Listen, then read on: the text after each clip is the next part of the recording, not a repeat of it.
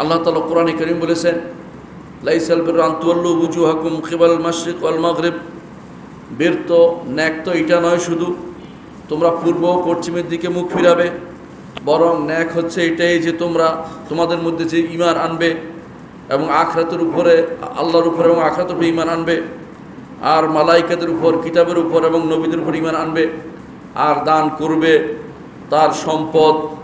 যদিও সম্পদের প্রতি তার মোহ আছে, সম্পদের প্রতি তার ভালোবাসা আছে, তারপরেও সে দান করে আত্মীয়দের উপরে, ইয়েতিমদের জন্য, মিসকিনদের জন্য এবং ইবনিস সাবিল বা মুসাফিরের উপর যারা চায় তাদের জন্য। আর অন্য আয়াতে আল্লাহ তাআলা বলেছেন লিসাইল ওয়াল মাহরুম, যারা চায় না তাদের জন্য, অফিল রিকাব, এবং যারা ঘাড় মুক্তি অর্থাৎ যাদের দাস মুক্তির ব্যাপারে অনুরূপভাবে যারা অফিল রিকাব হুসাইন অফিল রিকাব,